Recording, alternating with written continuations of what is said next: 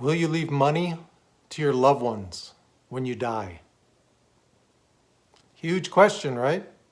A lot of retirement calculators consider it a success. A success when they're calculating how well you're going to do in retirement or not if you die with $0 on hand. That is considered a success to them. For instance, if you put it in a calculation over a 30-year period, whatever you start with, even if you die with $0 on hand when you're 90 years old, let's say you retired at 60 and you're calculating for a 30-year retirement, that's considered a success by a lot of these retirement calculators. Crazy, right? But brings up a bigger question. What'll you do? Do you plan on leaving money to loved ones when you die? Or are you just going to say, hey, this is what I got. This is what I planned for. This is going to hold me out until I die, and just plan on spending it all on living expenses or whatever you want. If you want to go crazy, you're going to go crazy.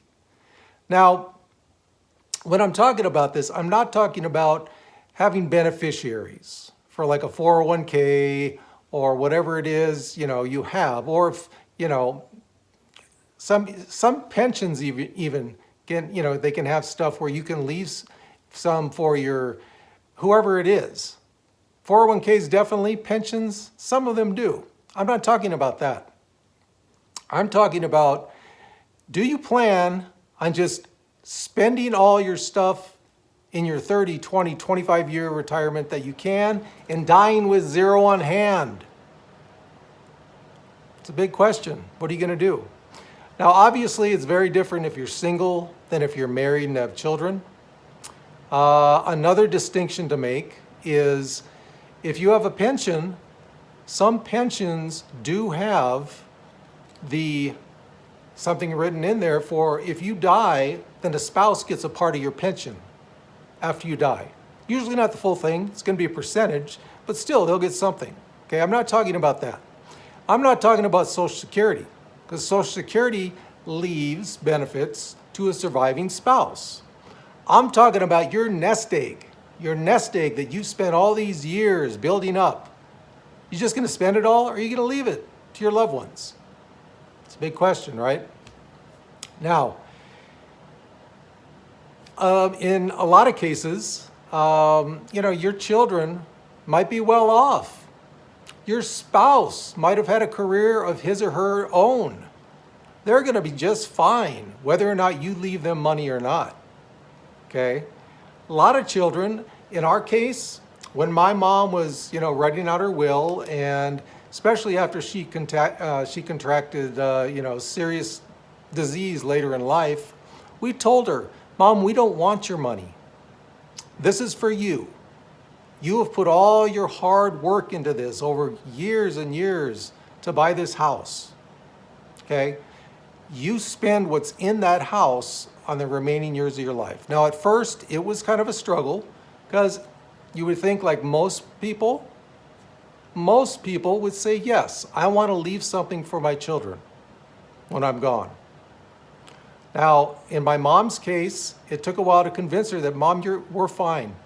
We're fine. We can get by with what we have. Eventually, she came around to it. That was when we got a reverse mortgage for her house. In her case, it made sense because she'd had a lot of equity built up in this house. She was working up until she was 87, but then she had a stroke. So it makes sense to get that money out of there to pay for her monthly needs, to pay for medical, which is another huge thing you have to think about with your money. If you don't have a lot saved up, you can tap that reverse mortgage. So in our case, it made sense after discussions between me and my brother and sister. We're like, Mom, you take that. That's your money. We don't need it. Another thing to think about is, a lot of parents practice tough love. There are some parents out there who are like, you know what? I have trained my children over their lifetime on certain ways to go about, running their life. Can they take those things and use them and just, be very self-sufficient? Some parents will practice that early on. A kid gets in trouble after they're out of the house, unless it's something very serious, nope, you're on your own. We've trained you. You've got a good job. You've got a good head on your shoulders. You can do this.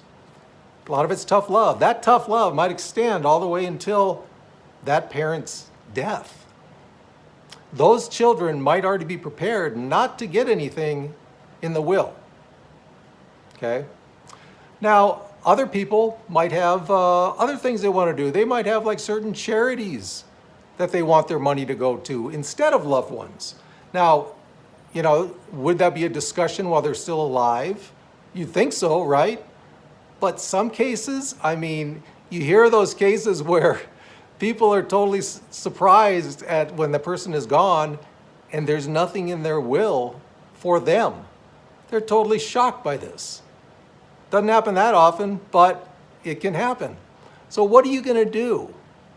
What's your plan? And hey, you might be planning to spend it all, but the market could be great. And your investments could just be going crazy. So when you die, there will be money left over. But in a lot of cases, that might not be the case. So what are you going to do? It's a big decision, Now, here's some people who have made that decision. And again, most of these people have a lot of money on hand, so they can do this. Bill Gates, Mark Zuckerberg, they're giving most of their wealth away. And yes, both of them did say that they will, their children will be taken care of, but in proportion to their overall wealth, they're not going to be giving them a big chunk of that. And again, I get it. I'm going to get a lot of comments. Yes, they're very wealthy individuals, okay? But that's their decision. Bill Gates has the Gates Foundation. Mark Zuckerberg, I'm not sure what he's doing, but he's planning on giving away most of it as well. I think Bill Gates influenced him in that regard. Another person, actually, a couple, Ashton Kutcher and Mila Kunis, they're not giving their wealth away. They say they plan on not giving hardly any to their children. Here's a case of what we were just talking about before, work ethic. Sting, the musician Sting, he says he's planning on giving nothing to his children, nothing at all. And his exact words were, because they have a work ethic. They all have a good work ethic, they'll be fine on their own. So what are you going to do? You're going to just go in there and say, I got my $500,000, that's going to last me till I die. Or are you taking, in this case, $500,000, saying, okay, I'm going to go down to like 400, but that $100,000, I'm going to put it off to the side so I can give that away to my loved ones. In the end, if you're like 85 and you're still healthy, what are you going to do if you need to use that $100,000? It's a decision, right? It's a decision. Everyone is going to have a different answer to that. But anyway, just thought it was an interesting thing to bring up. And curious to know, what are your guys' thoughts on that? Leave me some comments on it. And if anyone has really enjoyed this content, please consider subscribing to our channel. I retired at 59 with $500,000, trying to get a community together of people of moderate income so we can help each other, walk each other through what to do and what not to do in this bad economy. So if you're interested in that, subscribe. And if you like this info, like the video. And remember, guys, we got this.